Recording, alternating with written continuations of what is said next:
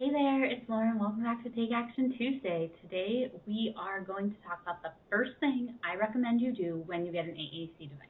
Believe it or not, it is a lot easier than you think it is. So let's get started.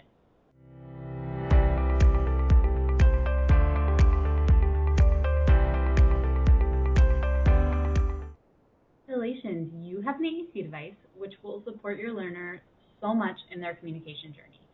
And you likely took it out of the box and were instantly overwhelmed.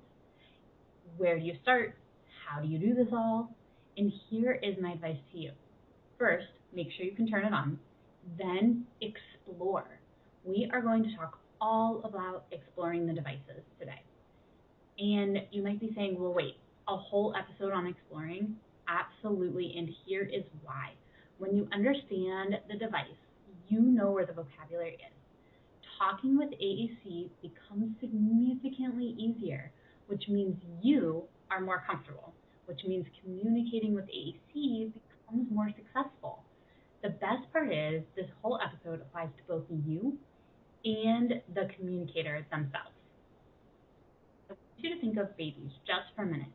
When they are learning language, they start to babble, right? They start to make these sounds, and then the sounds start combining, and eventually they turn into words, and we start to string these all together. Really, what they're doing is they're exploring the way that their sound works. They want to make connection and communicate, and they want to find out how the sound can alter their environment to make things happen around them. The same thing goes for AAC. When we have an AAC device, we cannot expect learners to automatically know where everything is. We can't take it out of the box and say, oh, well, they know where the go button is. They need to start using it tomorrow. We don't expect that from our early language learners verbally, so we can't expect that from our early language learners on AAC devices. We need to give them the opportunity to explore. That is how they learn their systems. So something I often hear when this exploration starts is that they're just randomly pressing buttons or repeating the same buttons. And there may be some sensory component to that, but I also realize that it could be incredibly frustrating at times for you as the person listening to it. I've been there where I've let my girls explore with it, and they're pressing the same button over and over and over and over again. And we really have to work through that and allow time in that opportunity for exploring and engaging with the device. Because this is how they are learning.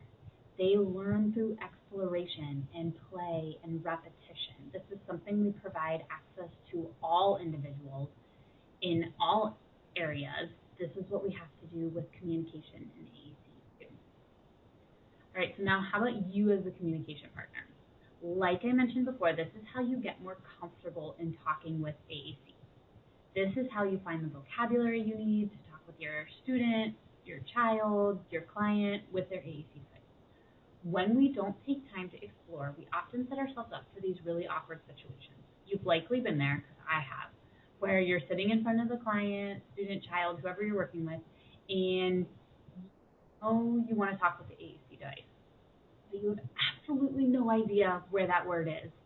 So you end up spending minutes trying to search for it, or you can go into the search feature, type it in, and then press the buttons to get to it. But by the time you do that, that moment has completely passed. It's all gone, and you're done and frustrated, and it makes you not want to try again. You don't get to see the success in the moment, so you feel a little defeated. And I want to pause here for just a second, because searching for words is actually a good thing. We want to show our learners that too. We want to show them that we're learning the device also.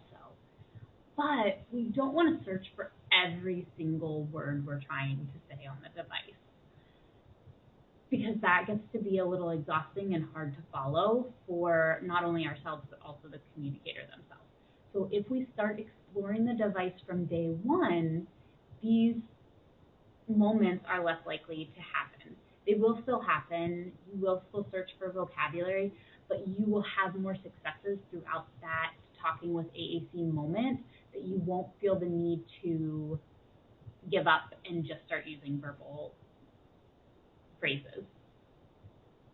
So that is it. My number one piece of advice for starting AAC is to explore.